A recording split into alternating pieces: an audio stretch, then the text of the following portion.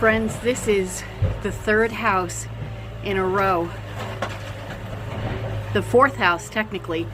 2 were taken down by the tornado, and 2 had to be torn down just like this one in our neighborhood from the tornado back in December. It's so sad. My heart breaks for these families that literally have lost everything. Friends, be storm conscious in your area.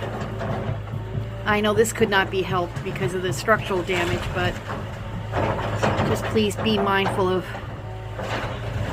storm warnings when they come out. God bless these families. My friends, take care. God bless.